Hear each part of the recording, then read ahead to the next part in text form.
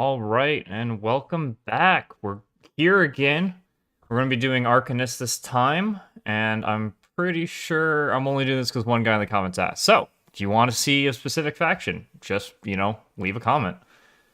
Some exciting news. We will be doing more tier lists later with the Danger Planet people, and we'll actually have a little bit more discussion, a little bit more variance, and I'll probably slow down on doing them by my own because we're going to be starting with Guild on those ones, and they'll be well edited and look good, and pretty much everything that this channel's not. So, that'll be exciting to look forward to. And other than that, I think let's just get right into it because, why not? So here we go. We got our tier lists up with all the nice new fancy cards.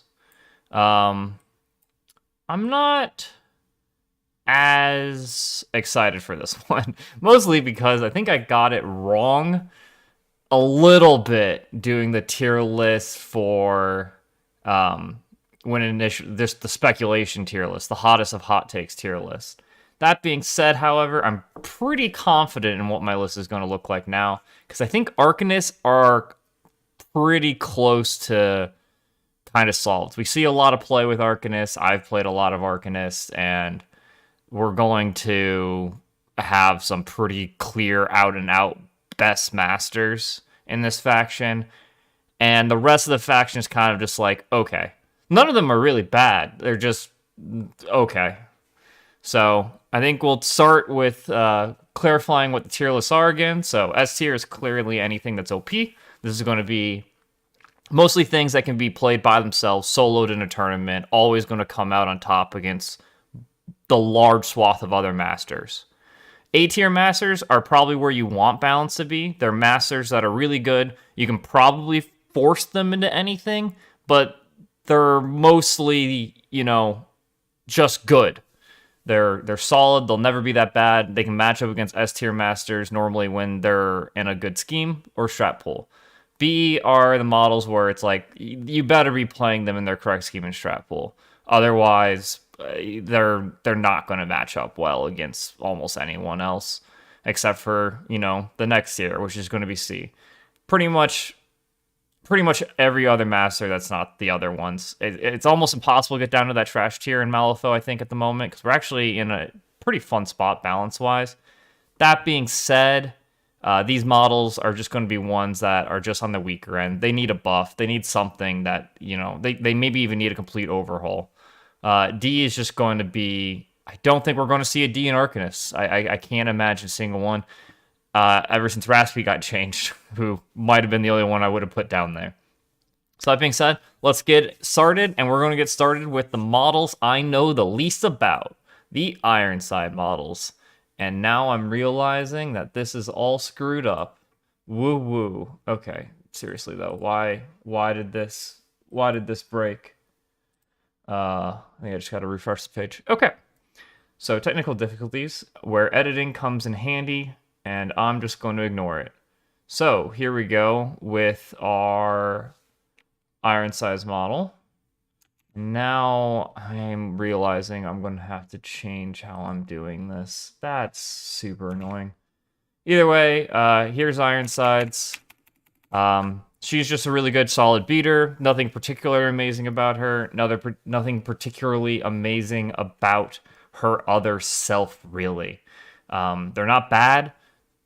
They're just not that amazing. I'm pretty confident I can put OG Ironsides in B.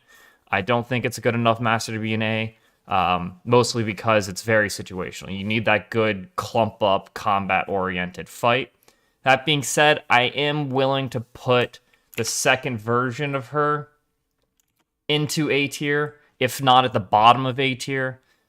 I've seen it work amazingly well in being able to, get all the summons out there, be super annoying, have some really big damage. Unlike Anya, she actually has, the models to get the good scheme marker discard going in order to get the drudges. So she does what Anya does, just better, really. And Whose Side Are You On can just be a really good ability. Just bam, deal 4 to a person, draw a card. Trigger to, drop a scheme marker to make another guy sometimes. Like, it can just get ridiculous. So I'm pretty comfortable putting her into A. Next up, we're going to have our changes to Raspy. They made her amazing. Like, literally, they made her really good. I'm still going to play it safe and put her in high B tier, maybe even above OG Tony, especially because, honestly, kind of, is good against OG Tony. But it's not. It's still situational. There are just so much better masters and Arcanists. I might be putting her down to B just because there are so many better masters and Arcanists, and I don't want to just slap everybody in A. But she's definitely a clear weaker one, and I think that pretty solidly earns her a place in the B. I think she can still maybe use slighter buffs, if not for herself, then for her crew. And I think that would actually be a pretty good way to buff her, because she wants to play in keyword, but besides the golem, who can be a monster sometimes, the rest of the keyword is not great. It's like, just take 3 Cultgeists, and even that's like, do I want to take 3 Cultgeists? They're really good synergy, but you're not accomplishing much, schemes and strats wise. But you do get to go blasting, and going blasting with, give everyone slows pretty decent. It is after damaging. That makes this model worse. And even though it's the best card, one of the best card draws in Arcanist, it still is just not going to stand up to that top. That being said, we'll just talk about the second one even briefer. Make better models. This might be one of the only. I wanted her to be good. I wanted her to be good so badly, but good lord, her summons suck. If her summon could summon the Cultgeist, oh my god, I would have loved this model. When I saw that the Cultgeist didn't count as a model she could summon, it was very depressing. That one change, I think, actually would make her a lot more playable. Other than that, though, she just doesn't do enough. She's very clearly weak. I would get close to debating putting her in trash tier, but she's just not that bad. Definitely playable. Definitely can do some interesting things, but other than that, you're not going to see a lot of her. Next up, we're going to do Marcus. Marcus is another very interesting model. Has always been pretty good. I think that he got power crept kind of out of the game. I don't think you're going to be seeing Marcus 1 as much anymore in particular. And for that reason, I think I'm going to put him in the high B tier. I was really debating A tier for him. Maybe I should just do it, because he is clearly still good in his niche. But because I said that niche, that's what makes me want to put him in B. I think you need the right schemes and strats, and he can be amazing. But without the right schemes and strats, he's just, good-ish. Marcus 2 suffers from a similar problem. I really can't describe how these models work. It's the fact that they have arguably some of the better scheming in the game with the upgrades. Stealth is a really broken ability. Stealth Disguised obviously gets even more disgusting. I just think what Marcus 1 does, Title Marcus Alpha, does better. So I think it's pretty easy for me to put him in A. I think he's probably a little worse than Tony, although I'm not going to say I'm doing it that way necessarily, although I definitely am.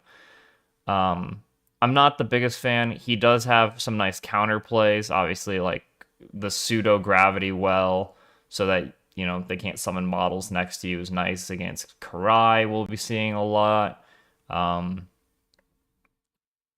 I think having the severe terrain is cute. The fact that it can be ignored, though, isn't great. I think we're seeing the rise of masters who have all of their counter tech picks they have just an answer to, and Marcus doesn't really have that.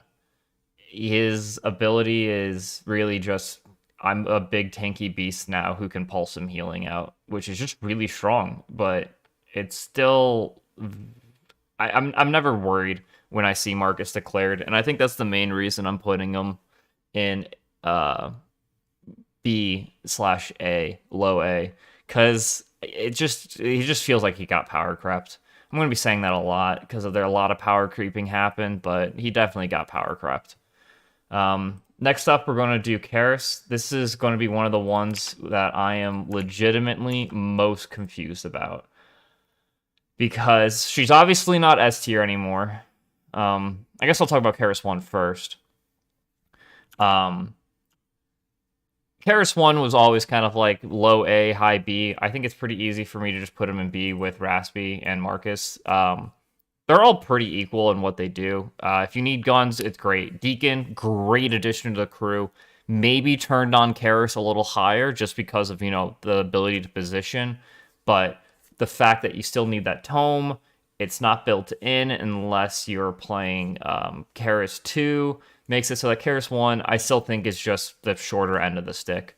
I think it's pretty easy for me to put Keras 2 still in A tier. I've talked about it with some other people. There is still a really good Keras 2 list that you can run. It's obviously not as strong anymore because you can't do the big, 9 damage turn 1. But that crew was mostly a meme.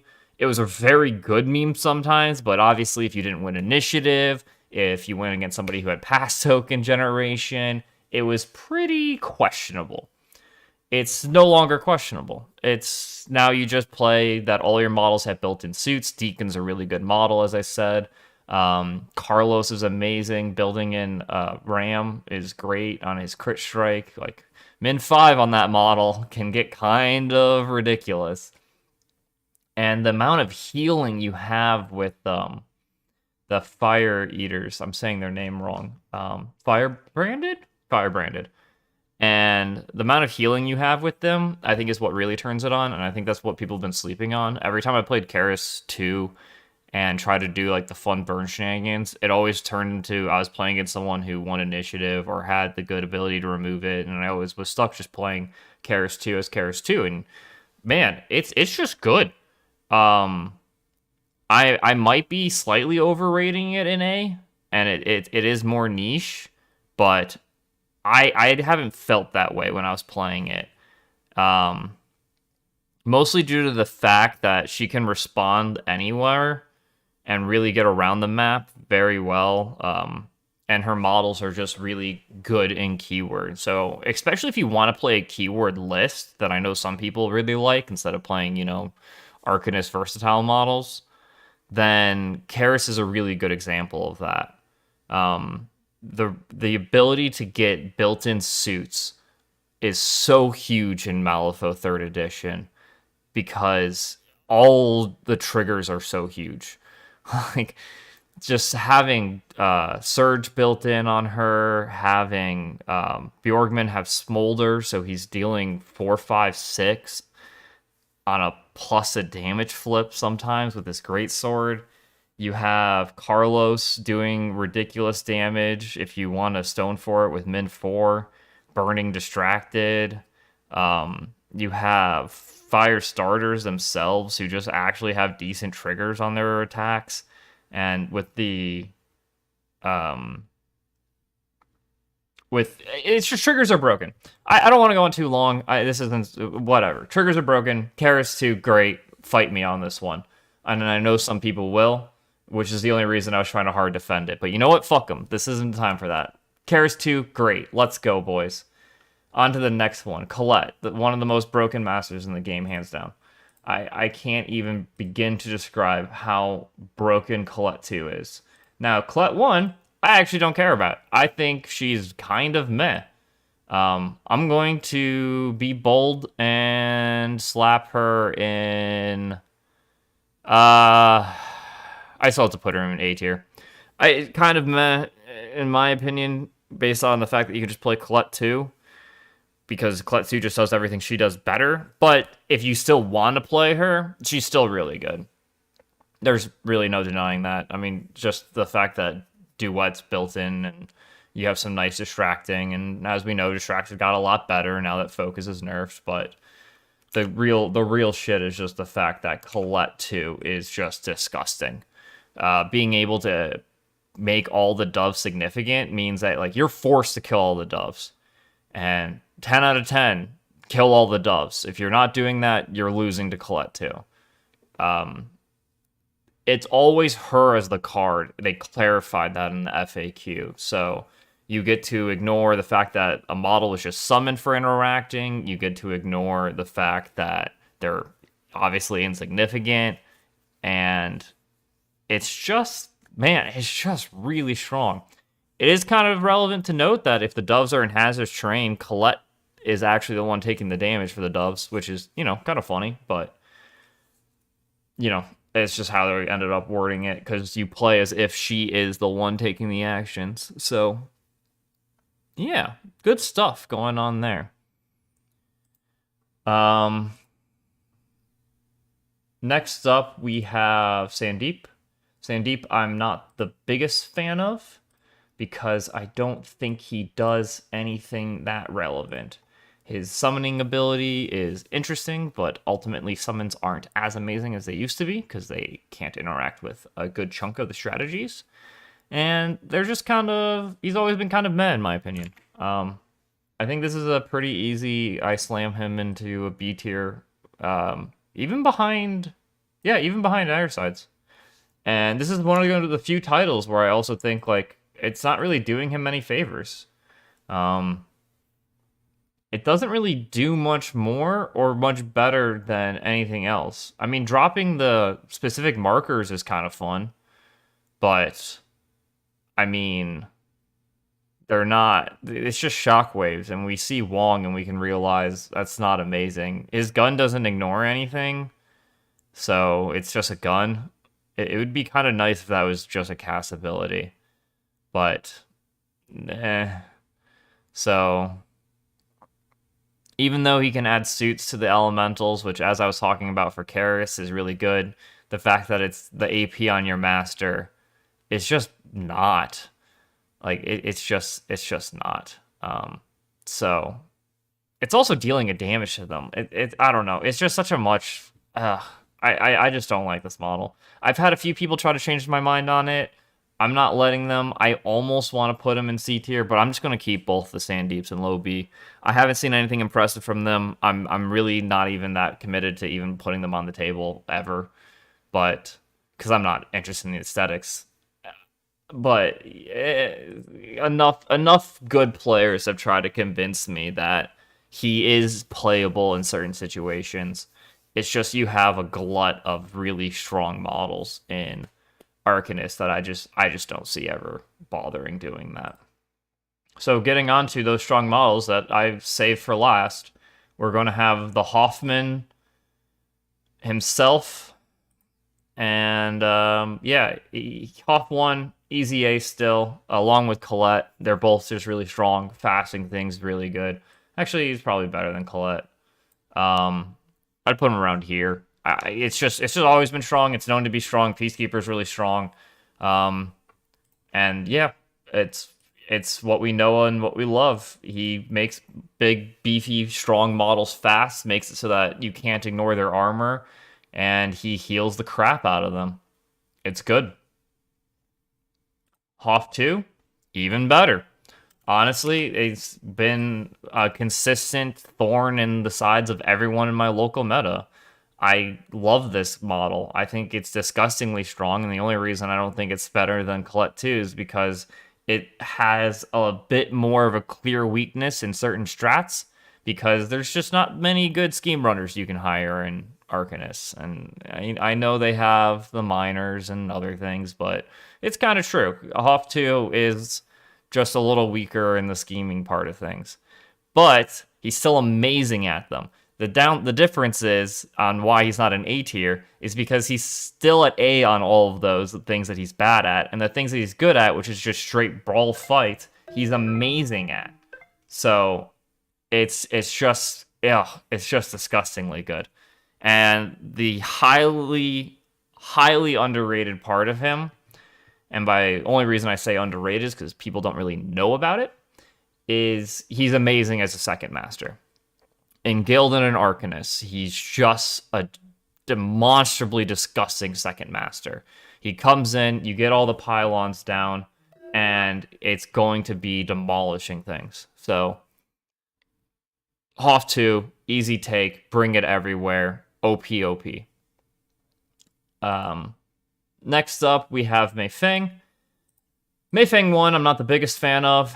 Never been a big fan of her. She's perfectly fine, but again, she suffers from a similar problem where I don't actually think most of her keywords that good for Mei Feng 1 because right on rails, while it's good for scheming and strategizing, it's just not great. I think I'll put her in B. She definitely needs a buff, I think, and otherwise it's fine. You can play it. It's not going to be great. It needs a slight buff, but the more important part, Mei Feng 2, is just disgustingly good, and the main reason for that is consistent damage.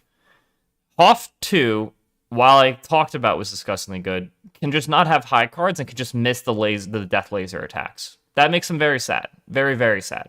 Mei Feng doesn't have that problem. You just get to do what you want to do, put scrap down, hurt people, run to the sides of the map, hurt people, sparks bombs in your belly, hurt people, and none of these really involve flipping cards. You have some TMs you need to pass, and that's it. And when you have a 7-card hand, because bam, you slap Rail Worker with, Arcane Reservoir, you're just likely to be fine. You see 9 cards turn 1, your TNs are pretty low, 4 on Mei Feng, any ram on the totem to get, 4 rams on the totem to get a scrap. You need 4 of tomes on the Rockhopper to get scrap, and you need a 4 mask on Rockhopper to get a Soulstone. Like, it's just really low TNs. It's really just looking at your suits and finding out where they're going. The problem with her crew not being great for her is immediately answered by the fact that most of them drop scrap. Most of them are constructs. She gives them all shielded, and they're models that already have armor, so armor shielded, disgustingly good combo. And yeah, that's it. She's just amazing. It's another easy slam in S tier. I think she's better than Hoffman because she doesn't have the more obvious weaknesses that Hoffman has. And Hoffman and her together just destroy.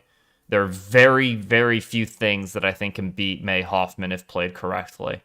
And they have good synergies together because it makes scrap make for Hoffman, gives him power tokens / a ability to make more pylons. Hoff himself makes scrap with bulldoze, so you don't need to take Mei Feng's bulldoze henchman because he's trash comparatively. And you just have this disgusting combo where your high cards go to Hoffman to laser beam people for 4 reducible, and then in order to finish them off, you're just dropping scrap on them and pulsing out damage with bombs in your belly. And then the most disgusting part is that command construct is non-leader. So you command construct Hoff with both sparks. You could hire Josh into the crew as well if you want to command construct him, and now you're able to laser a guy twice in a turn. 80 reducible damage that can just full kill some henchmen. And yeah, it's a big problem.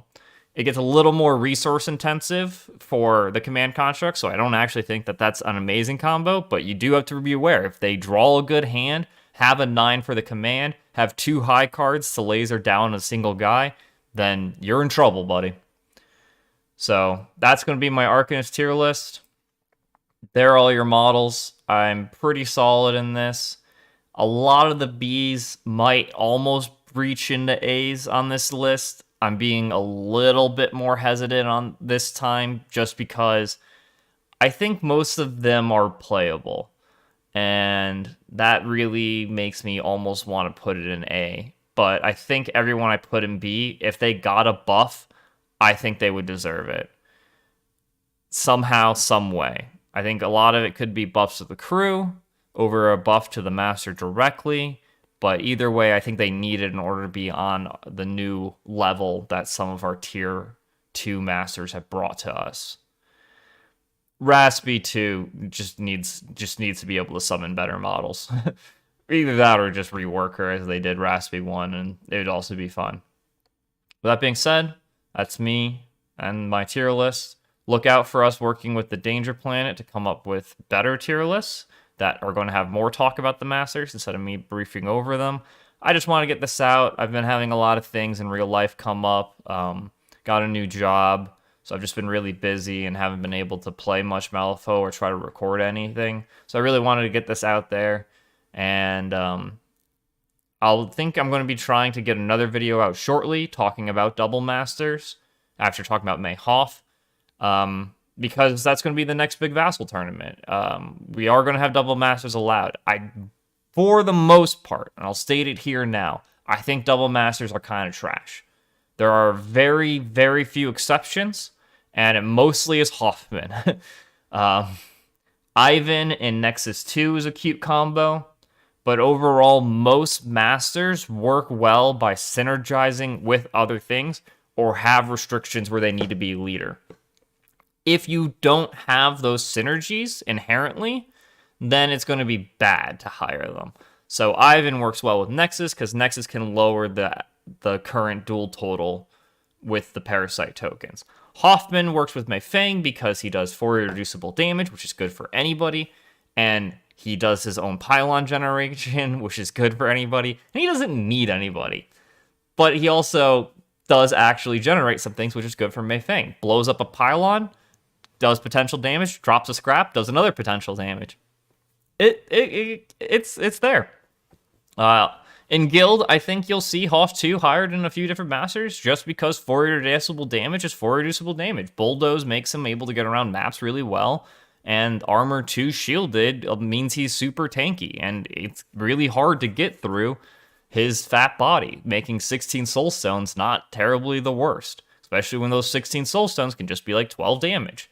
And in Guild, the reason I like it a bit more is because you have lawyers, so you can actually draw the good card off the top of your deck. But that's going to be when we come to talk about the Guild tier list. Overall, Double Masters, I don't think are going to ruin anything. I don't think are problematic.